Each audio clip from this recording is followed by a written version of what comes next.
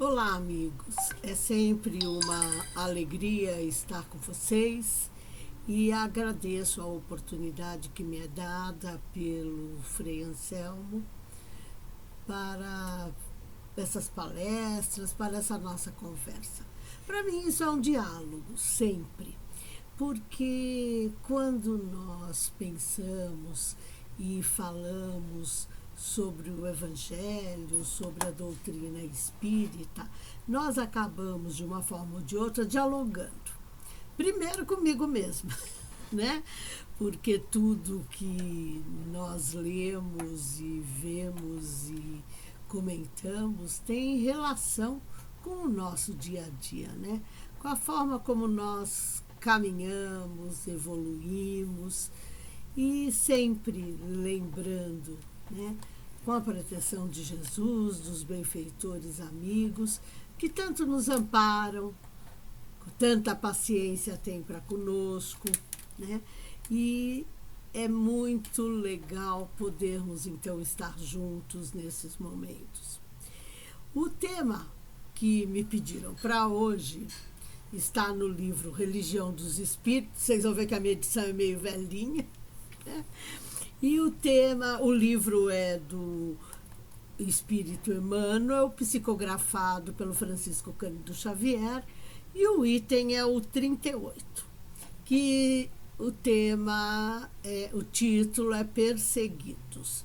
E é muito interessante hoje, começo de novembro, eu estar falando sobre esse tema frente a todo o tumulto que se está vivendo nesta semana.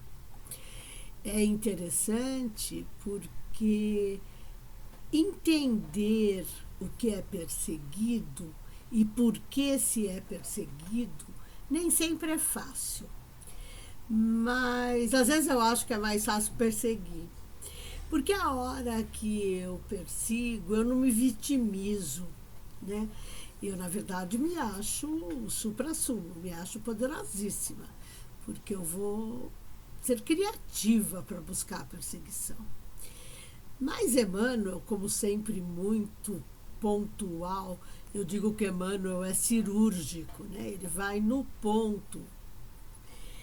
Ele nos apresenta algumas pessoas que, ao longo da história da humanidade, foram perseguidas, foram destratadas, foram debochadas, tiveram de passar por situações de humilhação, morreram na miséria, mas que entraram para a história. E entraram para a história pela porta da frente, né? Entraram para a história graças aos seus feitos. Um que ele cita é o Sócrates, é o primeiro, aliás, que ele cita, que teve como sentença tomar cicuta, porque ele acaba sendo condenado por levar os jovens para o mau caminho. E Sócrates marca com todo o seu conhecimento, a sua reflexão, ele e alguns outros filósofos da época dele, uma nova fase no pensar da humanidade. Começa-se a olhar o homem como um ser com livre-arbítrio, com vontade própria, não mais um instrumento dos deuses como era antes na mitologia grega da antiguidade. Sócrates marca o início da razão, o início do pensar. E a filosofia vai ganhar novas cores. Kardec, usando como argumento de autoridade na introdução do Evangelho segundo o Espiritismo, ele coloca Sócrates ao lado de Platão como precursores do Espiritismo. Na verdade, o que Kardec quer nos dizer é que a teoria de Sócrates ela é muito próxima a alguns pontos da doutrina espírita. Porque a doutrina espírita não traz nada de novo. Ela consolida o conhecimento da humanidade através dos tempos e organiza esse conhecimento explicando como se dá essa interação entre plano físico e plano espiritual, que é algo comum desde toda a história da humanidade. Afinal, na época de Sócrates, existiam as pitonisas, as sacerdotisas, os adivinhos, e mesmo antes, né? Na Grécia Antiga, a gente tem muita história de adivinhos.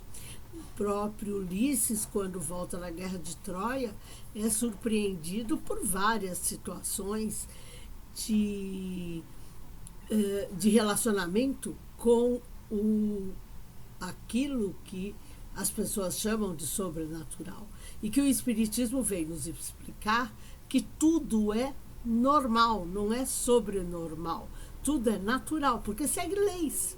Então, essa consolidação é muito interessante. E Platão, nas suas teorias, tem uma série de pontos, como a sobrevivência do espírito, a comunicação dos espíritos com os encarnados. Ele fala muito sobre o daimon dele, que seria o gênio individual que o orienta. Então, tem uma série de passagens na história de Sócrates que nos mostra isso.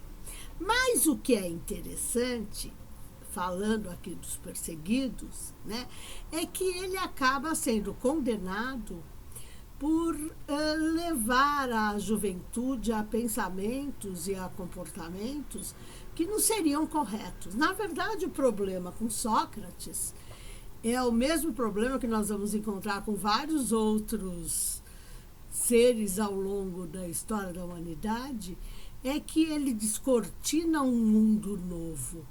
Ele mexe com o que está estabelecido. E isso incomoda muito. E ele é condenado pela lei, pelos juízes gregos, a tomar cicuta. Há quem diga que ele se suicidou. Mas essa visão é muito limitada, porque só entendendo o alcance moral do gesto dele é que nós percebemos que não foi suicídio. Por quê? Porque, na verdade, a sentença, já que ele foi acusado, ele foi condenado, tem todo um discurso. Aliás, esses textos do Sócrates, da defesa de Sócrates, é simplesmente maravilhoso. São obras que valem a pena a gente ler, que são facilmente encontradas na internet. Porque ali a gente percebe o pensamento dele, a moral de Sócrates. E ele cumpre a lei. Ele foi condenado. Inclusive, antes da cicuta chegar, um amigo dele arma toda uma cena, uma condição para tirá-lo da cadeia. Ele tinha organizado tudo. E ele fala para Sócrates: olha, eu vou te tirar daqui e você vai viver escondido, mas você vai sair daqui. E o Sócrates fala para ele: eu não vou, porque eu prefiro cumprir a lei e morrer como um justo. É mais ou menos esse o resumo do que ele fala. E é muito interessante este olhar, porque será que nós seríamos capazes de cumprir a lei? Aliás, será que nós cumprimos a lei? Eu não estou falando da lei divina, porque essa eu, pelo menos, não cumpro mesmo, né? Mas Sócrates ali fala da lei humana. Será que nós cumprimos a lei humana? É bem interessante isso, porque se a gente fala no celular dirigindo, se a gente não gosta muito de usar cinto de segurança, e eu estou falando de coisas bobinhas, né? se a gente pode dar um jeitinho de furar fila. Isso não é cumprir a lei, nem as ordens, nem os regulamentos, né? Eu continuo usando máscara na rua. E quando eu estou em contato com outras pessoas. E, claro, eu pareço um ser de outro mundo, né? Porque eu sou uma das poucas pessoas nos ambientes com máscara. E logo que começou essa liberação, um dia eu falei para o motorista, o senhor não vai pôr máscara? Ele falou, não precisa mais. Eu falei, né? Ele falou assim, a lei liberou. Eu falei, que legal, eu sou uma pessoa muito implicante, né? O senhor cumpre todas as leis da mesma forma que o senhor está cumprindo essa?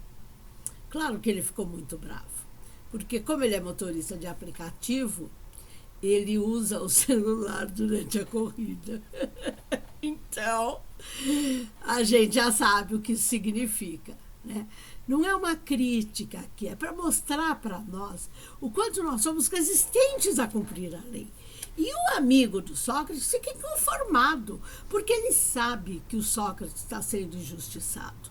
Ele sabe que o Sócrates é um homem de direito, de bem, cumpridor dos seus deveres. E ele quer melhorar as coisas para o amigo. Mas aí é legal a gente pensar, será que ele melhoraria as coisas para o amigo? Porque nós podemos trazer essa passagem de Sócrates para o nosso dia a dia. Quantas vezes nós tomamos defesa de pessoas simplesmente por serem nossas amigas? Porque se outras fizerem a mesma coisa, nós não vamos defender.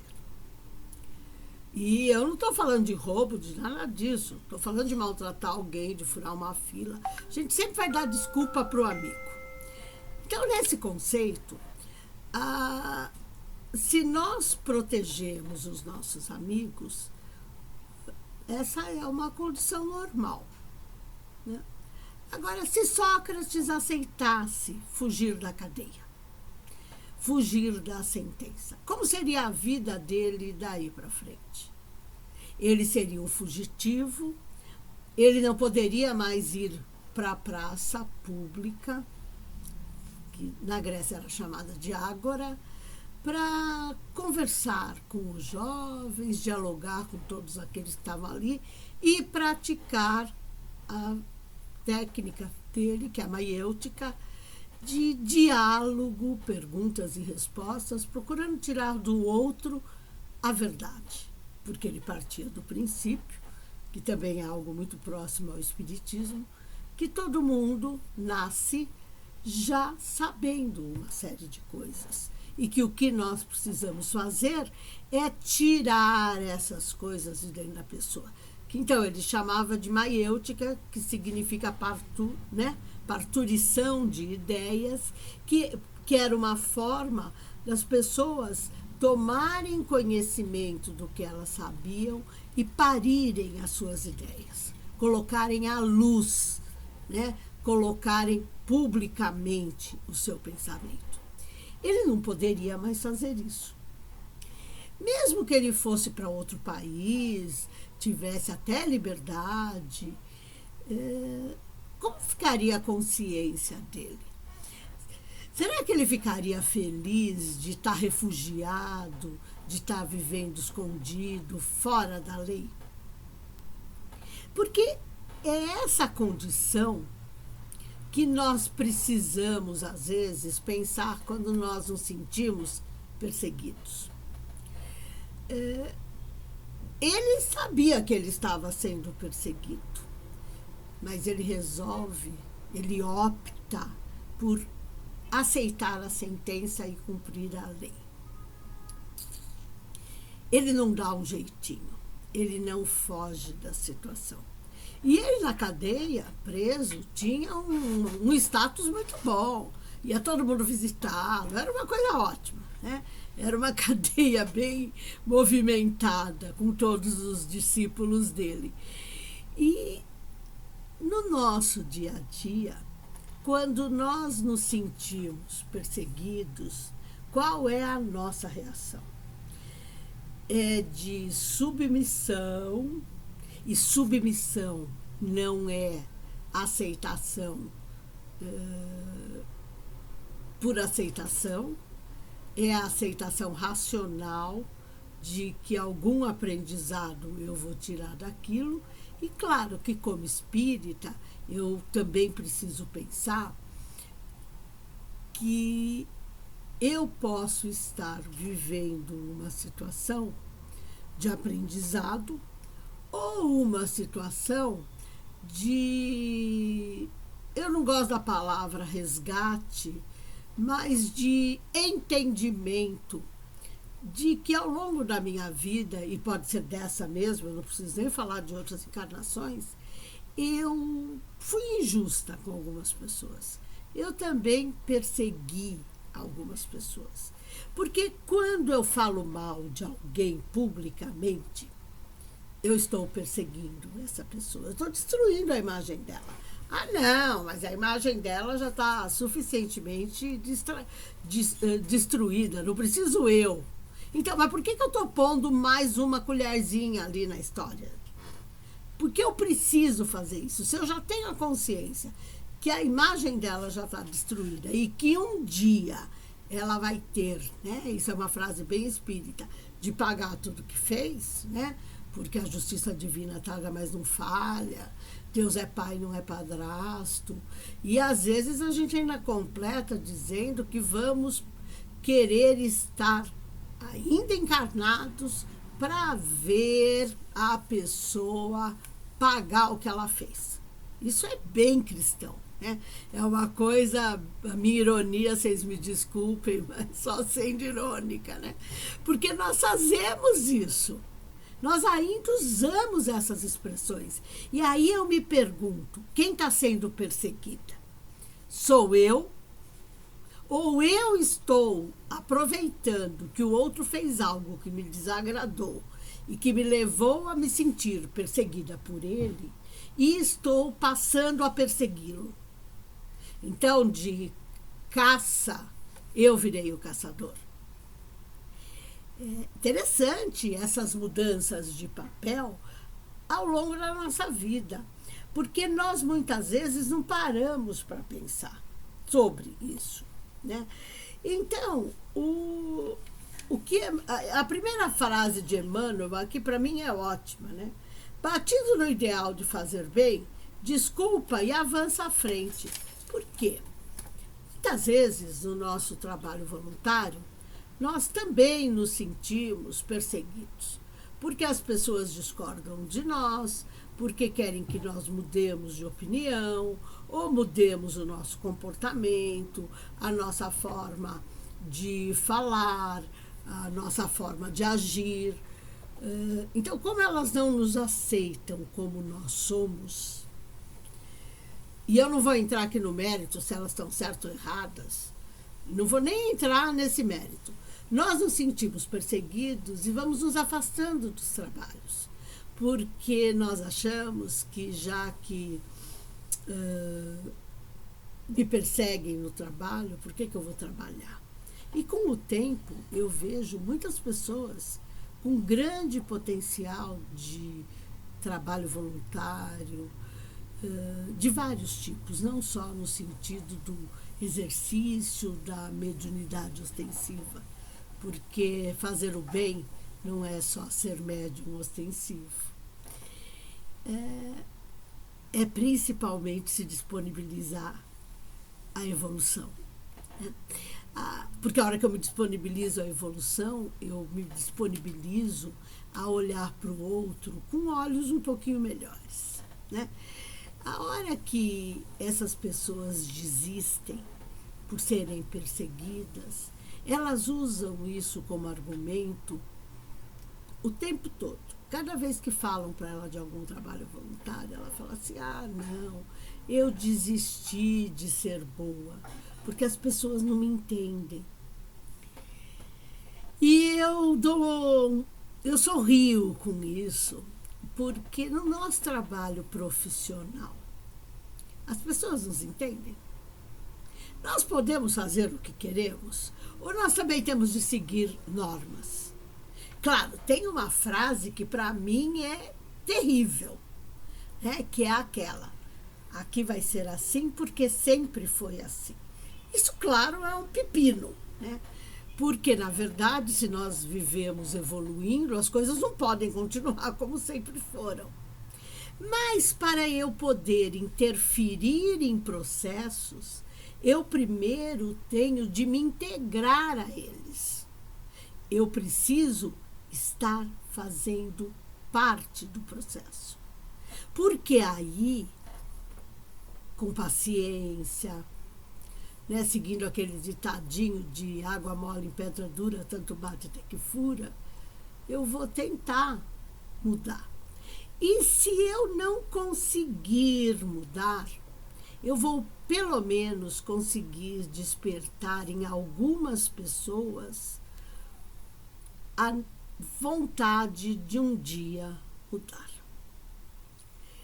Mudar o que está estabelecido. E não se muda, pensando no bem, com violência. Para o Sócrates, fugir e não tomar cicuta, além de um desrespeito à lei dos homens do país onde ele vivia, e que ele, mesmo as considerando injustas, ele as seguia e se propõe a seguir até a morte, literalmente, ele dá um exemplo fantástico de resistência. E ele entra para a história exatamente porque ele cumpriu a lei. Senão a história seria diferente, né? Seria aquele cara que veio, ajudou muita gente a pensar, mas aí na hora que ele se viu frente a frente com uma situação de dificuldade, ele pega e foge. Porque eu não vou aguentar isso, né? Eu não vou ficar com essa nas minhas costas. Eu prefiro, né? É melhor um covarde vivo do que um valente morto. Só que tem um detalhe: como você fica a tua imagem na história, né? Há pessoas ao longo da história que, para não serem mortas na fogueira, negaram o que elas acreditavam e viveram infelizes os restos dos anos que tinham para viver. E quando se fala da história delas, isso é lembrado. E são pessoas que fizeram grandes descobertas. Será que se tivessem cumprido e morrido na fogueira, a ideia não teria ganhado força mais rapidamente? Para a gente pensar. Porque quando você fala assim, mas nem a pessoa foi forte o suficiente para defender aquilo que ela acreditava, por que o outro tem que ser? Então, quando nós queremos mudanças, nós precisamos agir de acordo com a mudança que queremos. Então eu falo assim, não, eu quero diálogo, eu quero ajudar o outro a se desenvolver. Mas, na hora que o outro começa a querer diálogo e querer se desenvolver, eu o coloco sob suspeição, porque ele pode estar trazendo ideias que vão me incomodar. Eu não estou falando de ideias erradas. Eu estou falando de ideias que significam mudança de olhar. Que é mais ou menos o que eu estou fazendo aqui, né? Porque se eu me sentir perseguida, eu nunca vou fazer nada. Eu vou sempre, quer dizer, aliás, eu vou fazer. Vou fazer uma coisa, não fazer nada. O não fazer nada já é uma escolha. E vou também fazer mais uma outra coisa, que é me vitimizar e, com isso, reclamar do outro. Porque toda vez que eu me vitimizo, eu estou dizendo que a responsabilidade não é minha. Eu só não faço porque não me deixam. E que tal a gente se perguntar? E nós deixamos o outro fazer tudo o que quer? Como nós administramos os nossos relacionamentos? Porque o papel de perseguido ou de perseguidor é muito tênue. É muito fácil nós mudarmos de papel.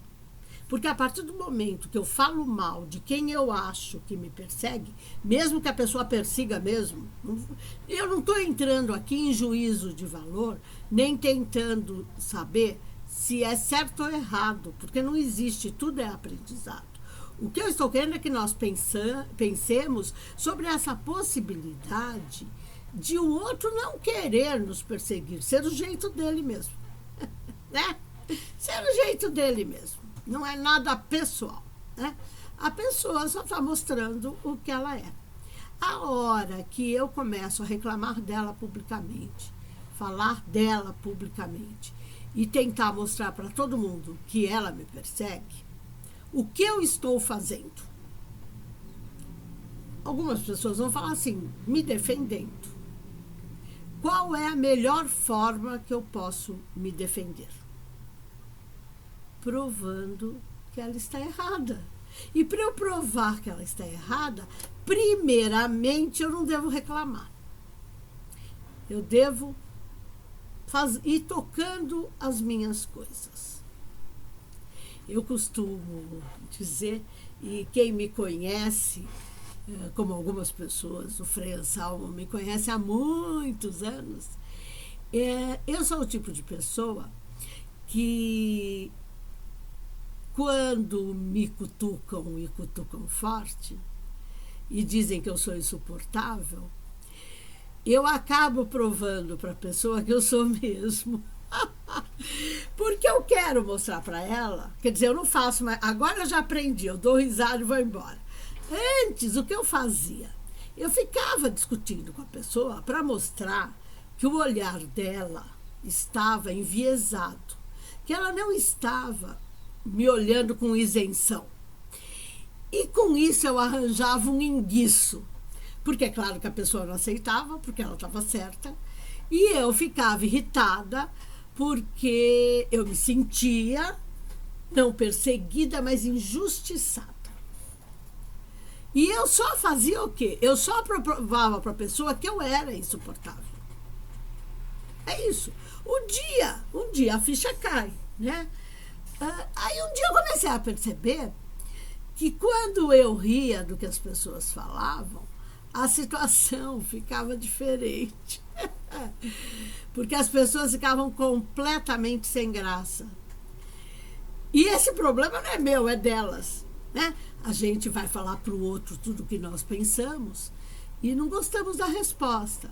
Agora, se não tiver resposta, nós gostamos menos ainda. Mas, pelo menos, nós não pomos lenha na nossa própria fogueira. Nós conseguimos sair menos chamuscados. Agora, isso não significa que eu faça esse comportamento, que eu tenha esse comportamento e que por isso eu seja evoluída, não. Né? Porque eu faço isso para não criar caso mais e não piorar a minha imagem. Eu não faço isso pensando na lei divina, nada disso. Eu só faço porque eu descobri, depois de uma certa idade, que eu preciso amarrar pontas que ficaram soltas ao longo da minha encarnação, exatamente por situações como essas, em que eu me senti injustiçada, em que eu me senti perseguida e que eu deixei claro que não estava gostando da situação. E que, na verdade, eu não ganhei nada, a não ser rupturas. E comecei a perceber que isso foi quando eu estava chegando aos meus 50 anos, e ficou muito mais forte quando eu estava chegando aos 60, que já faz algum tempo. Eu fui percebendo que eu estava perdendo grandes oportunidades de acertar alguns ponteiros, porque as pessoas começaram a desencarnar. E aí você começa a pensar se valeu alguma coisa se sentir perseguido. Se não era melhor se sentir acolhido. Porque se a pessoa nos persegue, é porque ela nos nota. Se a pessoa implica conosco, se ela vem fazer crítica construtiva, é porque ela nos enxerga. Não porque ela quer nos derrubar. E se ela quiser nos derrubar, o problema é dela. A hora que nós aceitamos a provocação, o problema passa a ser nosso. Então, a gente só é perseguido quando nós queremos dar esta conotação ao processo. Porque nós não passamos o que passou o Sócrates, por exemplo. Eu nem vou contar as outras histórias, né? O que passou o Sócrates, por exemplo. O nosso caso nunca vai ser, pelo menos desta encarnação, tão forte quanto dele. Porque é um espírito que se proponha a beber a cicuta, ele está muito além desta vida material. Ele não é espírito puro. Ele só dá valor porque precisa ser dado. E ele dá valor principalmente para aquilo que ele acredita, que nós somos imortais. Ele acreditava na reencarnação, com outro nome, mas ele acreditava. E isso é muito importante, porque ele mostra para nós uma coerência. Claro que eu comecei a rir, e rir é sempre um deboche, porque eu comecei a não querer mais brigar. Pelo menos na hora que eu dou risada, se o outro ficar bravo, é problema do outro, né? Eu não posso fazer nada. Eu comecei a fugir de algumas situações que me colocariam em posição de embate. E comecei a ver o que eu tenho para aprender com as dificuldades. Eu estou dando para vocês uma receita, parece, né? E vocês vão falar assim, nossa, ela faz tudo isso. Não, eu não faço. Eu só estou dizendo que eu notei tudo isso. Que tem horas que eu consigo fazer, tem horas que eu não consigo. E muitas vezes eu faço por autoimposição. Mas lá, interiormente, eu comigo mesma, estou me sentindo vilipendiada, massacrada, destruída. Mas eu não tenho que sair anunciando isso. E aí eu vou encerrar aqui lembrando que passar de perseguido a perseguidor é muito fácil. Só que quando o público, os amigos que eu agrego nessas condições, são muito parecidos. E vão fazer de tudo para que eu permaneça na mesma condição, seja de perseguido, seja de perseguidor, porque eles se fortalecem com a energia que eu gero, pensando negativamente. Então, as nossas companhias nós escolhemos. Eu não estou falando aqui de companhias encarnadas. Eu estou falando também e principalmente das desencarnadas. Nós formamos o nosso campo mental de acordo com os nossos sentimentos, com as nossas opiniões. Então vamos ficar um pouco mais atentos a isso e lembrar que o perseguidor é sempre visto como o mal. Mas muitas vezes o perseguido aprisiona o perseguidor a si, esperando a vingança, esperando a desforra, e se torna até mais prejudicial a si mesmo e ao outro e ao meio em que está inserido pela sua auto-vitimização. Como eu disse, esse tema é muito propício para a época que estamos vivendo. Vamos estar atentos aos nossos comentários e comportamentos. Não só na família, mas no trabalho, nas redes sociais, porque mostrar o lado ruim nosso, o lado escuro da nossa personalidade, nem sempre é o melhor caminho de vencermos e de evoluirmos. E se nós já chegamos aqui, nós já evoluímos muito. O que nós estamos precisando agora é tomar as rédeas da nossa evolução e entender que a justiça divina é igual para todos e que ninguém é injustiçado, ninguém é perseguido e que tudo que Deus permite através da sua lei é para a nossa evolução. Vamos ser de verdade os promotores da paz, da harmonia, do entendimento. Vamos pelo menos pensar sobre isso como um primeiro passo, para depois acabarmos conseguindo algumas vitórias nesse sentido.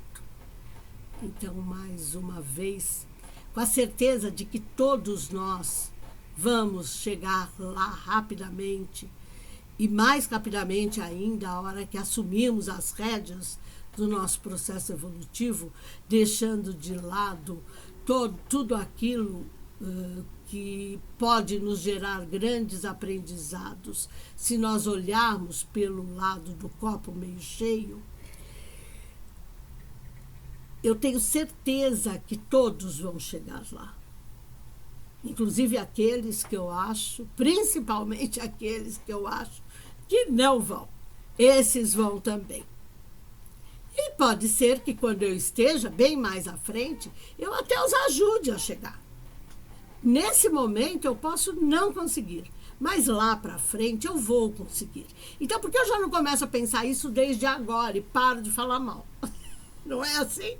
É esse o convite, que nós reclamemos menos e façamos mais. Pela nossa evolução, pela evolução do outro, lembrando sempre que Jesus, poucos segundos antes de desencarnar, disse que ele deixava a paz dele, que ele dava a paz dele. A paz dele está disponível e a nossa paz, como está caminhando, né? E ele pede a Deus que perdoe porque não sabem o que fazem. Ele não estava ofendido. Ele não se sentiu perseguido com tudo que ele passou. Legal, né? Já que ele é nosso guia e modelo, vamos em frente, pessoal, ok? Muito obrigada por essa oportunidade, muito obrigada ao pessoal do Frei Anselmo, que me oportuniza esse espaço de diálogo, de reflexão. Fiquem bem, se cuidem sempre. Um beijo grande para todos vocês.